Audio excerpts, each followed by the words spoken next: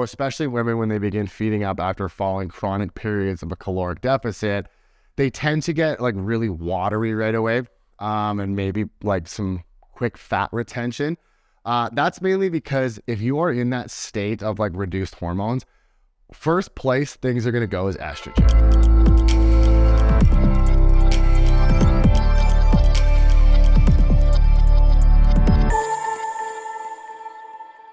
Welcome to part 5 of the Hormone Series. So in today's video, we are going to talk about optimizing hormones. I feel this is the one that everybody has been waiting for, wanting to just hurry up and get to. So now we're finally getting into it. And I just would like to start off by saying that, remember, everybody is N of 1. What might work well for someone, yourself, myself, might not work well for several others, right? So it's important to understand that context, as well as please always consult your physician, your healthcare professional, someone who knows what they're doing, because like get your labs checked, because without that, you could kind of work backwards, and some, as mentioned in the previous videos of the Hormone Series, you could actually lead to some other health complications. So it's very, very important that you are consulting a professional and that you have your labs done so you can make the right decisions. Now, getting into this for optimizing hormones, we're going to start with how to optimize all hormones essentially. And number one is going to be reduce stress. And so you're probably going, thanks tips, right? Now, understandably so, it is a lot more difficult, it's easier said than done to reduce stress. But if you really focus on how much stress in the context of your hormones is disrupting them, it might help you kind of like, okay, look, if I want to fix this issue, I'm going to really have to focus on that stress. Now, I've mentioned several times before, like stress is as a whole, not just emotional, perceived, and so on and so forth. We're talking like your environment, the water you drink, the types of foods you eat, so on and so forth. But a lot of times, a big component of one's stress is things like mental. So whether this just their job is just creating so many issues, they're in a relationship that is causing them so much stress, that's where you really need to sit down and have that conversation with yourself. Look, do I want to feel this way for however long of my life, or should I work towards, leaving this person or finding a new job or something, right? And so although we can work on things to help improve the manageability of something, of being in like a poor work environment or a poor relationship, remember that saying, you can't heal in an environment that made you sick, okay? So that's important to remember, but totally understandable that we can't just simply drop these things and move forward, right? Sometimes it takes time, but when you optimize your health and wellness and you improve that stress management, shall I use the words like, you probably have more courage to do something like this because you're just more motivated and you're just happier and you know that this is the next step that needs to be taken, right? So this is why I'm kind of like really emphasizing stress, because how many people have gone through like a very bad relationship or have worked for someone who is a horrible employer, and you just know how much it drains you and affects you. And then all these problems started after you started this job or after you started seeing this person or something like that, right? So I think we're all pretty aware of that kind of stuff. But as mentioned, can't just walk away all the time. So what you could do is you could look at things like that are relatively safe. Is magnesium helps with stress. It helps calm the central nervous system. Magnesium bisglycinate. You could look at products like Cortisol Pro from Tonic C, also known as Cort Ease from Nutrition Dynamic. I know you can get it off Amazon. I think it's called Cortisol Manager. It contains like Relora and theanine and such like that. So also theanine and GABA themselves as well can really help you manage this stress better by lowering those cortisol levels, helping you, get those necessary steps. But remember, these are supplements, okay?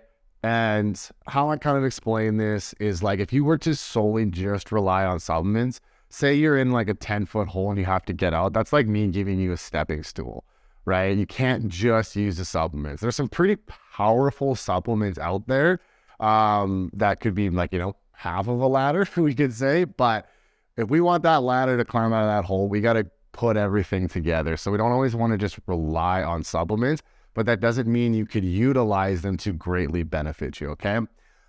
So reducing that stress and improving that stress management. So these two kind of go together, and reason being is because we can talk about things like meditation, journaling, going for a walk, hanging out with good friends, going to the mountains, being by water. Human beings love water, unless you have a phobia or something of it, but these things have been shown to really reduce stress levels.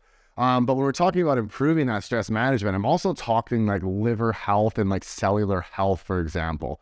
So a lot of people are familiar with insulin resistance, and to keep it short and simple, that's where the cell is kind of rejecting insulin. There's such a thing as cortisol resistance as well. So if you lower that, we will say, you will more easily metabolize cortisol and you won't need as much of it to respond to a stressful situation. Same goes for liver. Improving your liver, which we'll really get into, can really help with managing stress. For example, you can train your liver. And what I mean by that is you can do, like, if you're in the gym and you do, like, let's say a barbell squat with a dumbbell bicep curl with a glute bridge followed by a tricep press down or something, those giant sets, performing them back to back and then resting, is going to accumulate a lot of acid globally within your body. And as long as you are recovering properly, that's going to force your liver to adapt. And with those adaptations, your liver has more mitochondria and is more efficient at using fat as a fuel source. So you will use less stress hormones to respond to a stressful situation. That's probably my favorite training phase for health, by the way. So those are some ways that we can improve stress management. But also things like feeding up, okay? Feeding up is going to lower cortisol levels because insulin can blunt cortisol, okay? Now, we don't want to feed up to the point of like smashing cakes and desserts and all that stuff as much as we'd love to. But what I mean by feeding up is most people, especially women, spend a significant amount of time in a caloric deficit. And what that's going to do is obviously higher levels of cortisol, significantly impacting the adrenals, and just physically less substrate to build hormones like we have previously discussed. Because as we know, when you look at all these hormones, the adrenals play a heavy role. You got your HPA axis, your hypothalamus pituitary adrenal axis, you got your HPTA, thyroid adrenal, like everything is connected. So that stress and that under eating is going to significantly impact one's hormones. So we want to look at feeding up. Now, understandably so, especially women when they begin feeding up after following chronic periods of a caloric deficit, they tend to get like really watery right away, and maybe like some quick fat retention. That's mainly because if you are in that state of like reduced hormones, first place things are going to go is estrogen, right? So there is kind of like a technique, a protocol to feeding up properly. You know, a workout program, like a proper workout program, is super important in there. That's how I kind of have my success with giving female clients more food and not having them become super bloated and watery, is using specific workout programs, you know, unless there's underlying issues which needs to be addressed, like a gut issue or something. But if you're not dealing with any of that kind of stuff, there's ways you can mitigate this water retention, fat retention, bloating and such from just feeding straight into estrogen. Now, that also goes into when women feed up, men as well, they're not detoxifying their estrogen properly, which I'll get into. So they just get higher levels and they get this negative experience when trying to feed up. And then what happens is they're now scared. They've now been traumatized and they go right back into that caloric deficit. And they didn't spend enough time actually improving adrenal health, thyroid health, liver health, hormones, you name it, cognitive performance, and so on and so forth, all the benefits you're going to get from feeding up calories to like establish a good metabolism. But also, like, you could be obese, and as mentioned, body fat will increase aromatization. So you could be draining out your androgens and your testosterone and really bringing up your estrogen, disrupting that hormonal symphony. So you might need to lose some weight. You might need to burn some fat, I shall say, rather than losing weight. Difference between the two. So reducing your body fat level percentages, or just body fat in general, that could greatly help with optimizing your hormones. It's also less inflammation. The leaner you are, the less inflamed you will be, the more insulin sensitive, because as we know, high levels of insulin can cause a lot of conversion to estrogen, for example. So lowering those insulin levels can have a huge impact on optimizing these hormones, okay? Now, improve detox. So detox gets scoffed at a lot. Yes, I understand we all have liver and kidneys, but something known as methylation is extremely crucial for clearing actual toxins and estrogens and bacteria out of the body. And I believe it's up to 60% of the population struggles to methylate. So I don't care that you have a liver and kidneys. Most of you are not detoxifying properly. Most people don't even know what methylation is, right? So when someone kind of tells you detox is stupid and like you shouldn't listen to them, they're severely uneducated, okay? It's more than just a healthy diet in most cases, especially if you're dealing with gut issues or something, or your genomic expression, so your genetics. MTHFR, methyl tetrahydrofolate reductase, is being talked about a lot more. Still, quite a bit of people don't fully understand it, but a lot of people have that gene defect, or the SNP, single nucleotide polymorphism, which essentially makes it slow. So meaning you have trouble methylating your B vitamins, you have trouble building neurotransmitters, you have trouble clearing neurotransmitters, you have trouble building hormones, you have trouble clearing hormones. Like methylation is a huge list, right? So improving your detox process, improving what's added in there, methylation, okay? This is going to really, really help with optimizing hormones. Now, some of you might dive into a deep rabbit hole on methylation. You can over-methylate. There's such thing as too much of a good thing, right? You'll get anxious. You'll clear out too many neurotransmitters or clear out too many hormones. It's finding that balance, right? This is, like I said, this is a very, very complex topic. This is where you really want to seek out professional help. But this is where a lot of people are struggling with their hormones, especially when you come back with high estrogen, because we live in such a toxic environment. Endocrine disruptors, formaldehydes, plastics, carpets, furniture, perfumes, makeups, which is another reason why women have it so much worse, is because of like the beauty standards that pressure is placed upon them to wear makeups and to wear good smelling things and fancy clothes, and all this is toxins leaching into the body, wreaking havoc, creating xenoestrogens, and just entirely disrupting one's hormones, okay? So we really want to make sure that you are clearing these hormones and properly building them. So this one is super, super important. So like when it comes to this, like this is where B vitamins are very important, methylated B vitamins. And we're talking detox. Yes, a well-rounded diet does helps a lot, especially with like phase 1. Goji berries, for example, they're high in superoxidized dismutase, which is an important factor for phase 1. Phase 2, that's where methylation and glutathione comes in. We know things like N-acetylcysteine is a precursor to glutathione. You could just simply take glutathione, liposomal injection, very beneficial for a lot of people. So that's what you could do to support that. And then like to finish it off, to get these things out of your body, like phase 3, we're talking things like your colon, so fiber and bile, for example. So if you're improving upon the liver, you're going to improve upon bile production. Most people are familiar with like fat digestion and such, but it's also crucially important for ridding of toxins and bacteria and so on and so forth, right? A lot of that stuff gets impaired because of parasites. They kind of like hang out in those biliary ducts, and so your bile production is quite compromised. So improving upon all those systems, when you go kick Curtis, well, that's very vague, understandably so. There's some tidbits in there that you can begin working. Obviously, like I said, you can reach out to a professional, you can reach out to myself, or there's, you could take a stab at doing some research. But these are the things to optimize all your hormones. These are the heavy hitters. This right here are going to be your heavy hitters, okay? You can get a lot done simply by reducing stress, improving your stress management, making sure you are feeding up. If you are obese, reducing your body fat, and making sure you are detoxifying and methylating properly solves a lot of issues more than just hormones, okay? So it's super, super important. So now though, getting into more specifics in terms of like supplementations and things we can use to give us a little bit of a boost while we are working on all of this to kind of help expedite that process. For example, if you're low hormones, you're going to have lots of symptoms. We can use some supplementation to kind of mitigate those symptoms, which gives you the ability, it gives you more motivation and more willpower to commit to these things that are required, especially the feeding up. Because if we improve your hormones while feeding up, especially pregnenolone and progesterone and testosterone and androgens, it's going to be a lot easier to feed up. You're going to look a lot better. You're going to feel a lot better. You're going to mitigate those effects that really scare you from trying to feed up, okay? So talking with pregnenolone, remember, that is a precursor to all of your hormones. So when we talk about pregnenolone supplementation, this is probably going to benefit men more, and it's probably safer for men as well, because as mentioned, pregnenolone can feed into all hormones.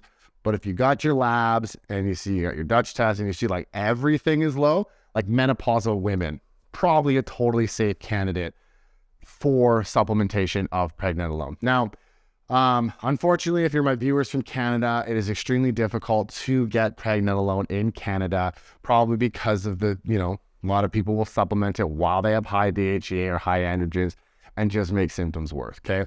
But you can get it prescribed. I've never really taken that route, so I'm not entirely sure what that'll entail. But when it comes to this, if you have low levels of pregnenolone, Dutch test will tell you, you could look at supplementing that. Omega-3s, especially the ones higher in DHEA. EPA is your anti-inflammatory aspect. DHEA is your brain development, brain health aspect. So improving your brain health, signaling, pituitary, adrenals, hypothalamus, hippocampus, you name it. This is where high doses of omega-3s can really help with hormone production.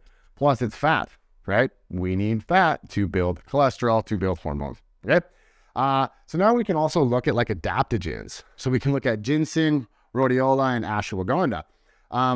These are going to have an impact on cortisol levels. They're going to help the adrenals. Because like another one too that we could really put into all of it is vitamin C.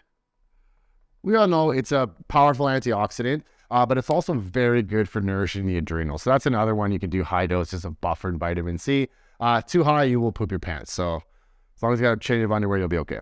So adaptogens though, we do know that you want to cycle these because long-term use of things like ginseng, rhodiola, and ashwagandha can actually kind of have the opposite effects. Or you can just tank your cortisol too much, right? We don't want to tank our cortisol. It is our life force. We just don't want chronic high cortisol. We want nourished adrenals is what we want, okay? So these are some things that can help with pregnenolone production. Progesterone. So you can supplement progesterone. This is definitely safer for women to supplement.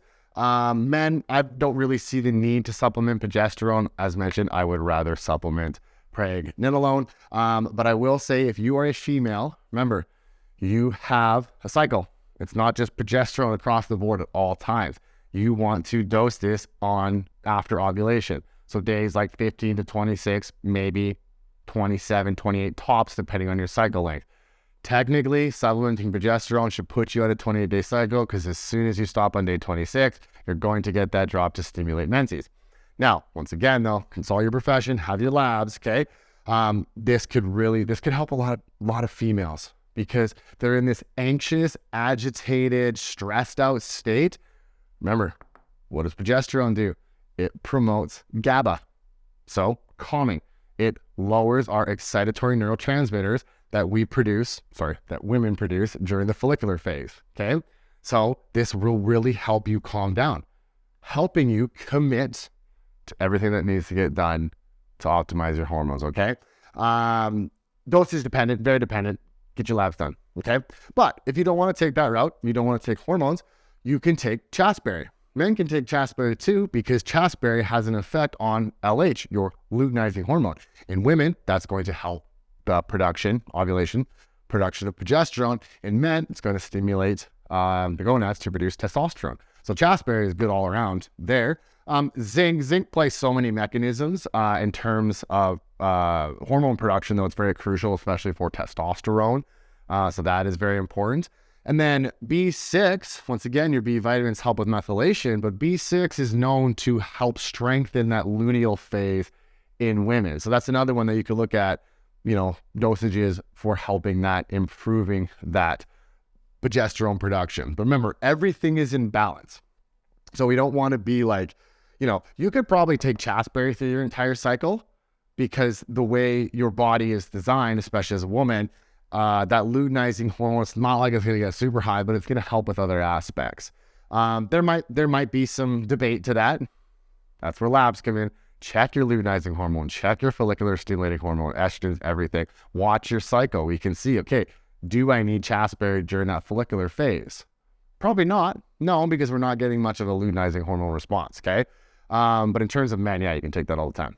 I personally never prescribed chasteberry to a male. But Nutrition Dynamic has a wonderful product called Jumpstart EC. And it's wonderful because it has things like boron, humanofort. So those are going to help with your testosterone production. It's going to have chasteberry in there. We've already spoken about that. And it's also going to have DIM, diindole methylphane. And so I'll get more into that here in a second. But essentially, especially if you're in a caloric deficit, remember the caloric deficit, we get these adaptations because we are reducing hormones. So something like Jumpstart EC is great for a caloric deficit, but it's also great when you're trying to feed someone up or pull a woman off birth control, things like that, to really make sure that you're optimizing these hormones. So now estrogen. So let's start with the topic of low. Low is rare. There are probably some women, some non-menopausal women that have low estrogen. You know, extreme. I've seen it in lab works. I've worked with them. So that's a lot of overtraining. When you see a woman with low estrogen, it's usually a ton of overtraining. So extensive spin classes on top of training, on top of like looking after their child, all sorts of things, right? So it's just a boatload of stress. So they're simply just burning through it. It's not like it's like always some sort of genetic thing or some sort of health thing. They're just simply burning through a ton of their estrogen. So when we're looking at trying to bring estrogen up, if the labs say so, eating primrose oil is known to do that. You can do a high dose of evening primrose oil. Beta sitosterols, they are actually plant sterols, and if you read into them, they help with lowering cholesterol levels, while they can help with conversion. So that can help increase your estrogen. I put soy in a question mark because there's a lot of myths around that, like soy is really bad for you and it's extremely estrogenic and so on and so forth. Soy itself is not that it's super estrogenic. It's because most soy foods, like tofu, for example, are highly processed. Highly processed, glyphosates, you name it, and that's what's actually causing the increase in estrogen. But if you were to like supplement like soy isoflavonoids or soybean concentrate and stuff, that is a very healthy way to bring up your estrogen. And then HRT. I have said this before many times. If you are a menopausal female and you want to live your best life, you are going to have to do hormone replacement therapy. You just physically do not have the necessary means to create these hormones at optimal levels to experience a great sex drive, to experience muscle retention and building, energy and vitality, skin health, you name it. You are going to want to look at HRT. Now, all the dangers that you hear about hormone replacement therapy, that is due to poor detox and methylation, because you are not getting these hormones out of the body. Because especially in the case of menopausal women, they are very stressed. Their adrenals are working overtime, and they're not nourishing it with adaptogens. They're not eating enough food because they don't want to gain weight, because they know menopause women gain a lot of weight. So many factors at play. So their detox and their methylation is excruciatingly poor. So they start taking these hormones, they're not detoxifying it properly, and they can begin proliferating cancer cells. And this is where you read the dangers of HRT. So if you are supporting the clearance of that estrogen, you should not have to worry about the supposed side effects of HRT. I cannot stress that enough, because as mentioned, for you to live your best life as a menopausal woman, you're going to need hormone replacement therapy. Not everyone. You might have some great genetics and produce adequate amounts of testosterone maybe or something, but that's highly unlikely. So that is very important. You know, think long and hard about that, because if that's the kind of life you want to live, you are going to have to consider hormone replacement therapy, okay? Now, we are mostly dealing with high estrogens, both men and women. I am someone who suffers from low estrogen, genetic trait, I don't know. It's probably genetics, if I remember correctly. I don't aromatize a lot of estrogen. Even when I had high levels of testosterone, I had low estrogen. So that's something where I myself am making sure that I'm doing my best to keep my estrogen levels optimal. But most people are dealing with high levels. So when we look at DIM and we look at indole carbon 3 and we look at things like calcium D-glucarate, these will help clear out some of that estrogen. But what they're going to help is they're going to send it down a specific pathway known as 2-hydroxy. Then that needs to be converted to 2-methoxy. Okay. I myself have done this thinking I had estrogen, high estrogen. This is how I learned I actually have low. I took all this stuff. I had severe erectile dysfunction. I had severe mood issues, and I was storing a lot of lower abdominal fat. Yes, that's what occurs with low estrogen. Okay. What was happening was I was not methylating properly. So I was running into this roadblock, and I was backing my estrogen up into more inflammatory and proliferating pathways that was giving me estrogen dominant symptoms or high estrogen symptoms. Okay. So it's important that you are methylating. So if you're going to be using these products, make sure that you are also taking things like B vitamins. You might even need S-adenosylmethionine, creatine, choline. There's lots of stuff at play with that, okay? So just be cautious.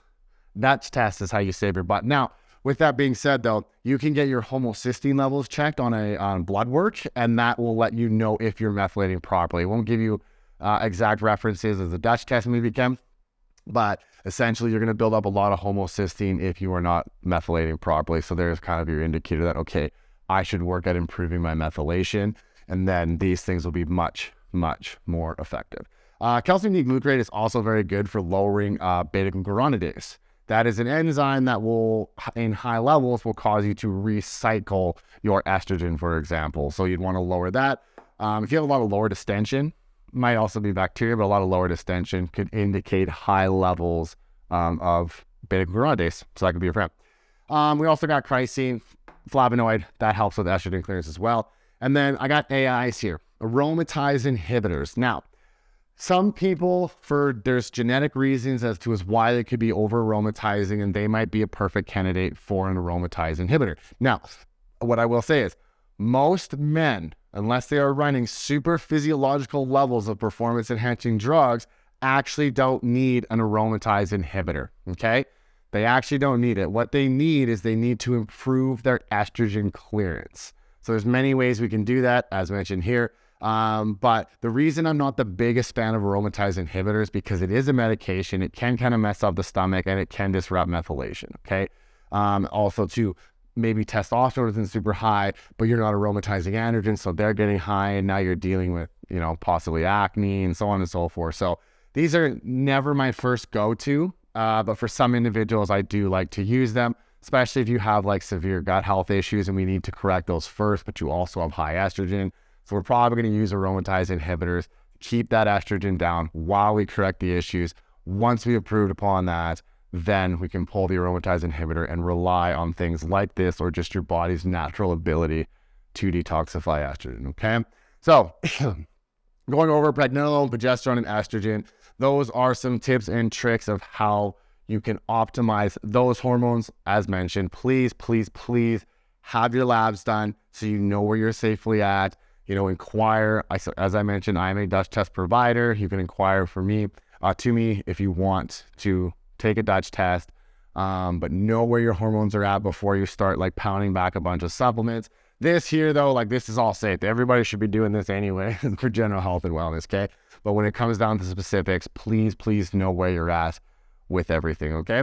So in the next video, I will finish off with DHEA, testosterone, and androgens and how to optimize those. So if you guys like this video, please hit the like and subscribe button and follow me on Instagram at that.coach.curtis.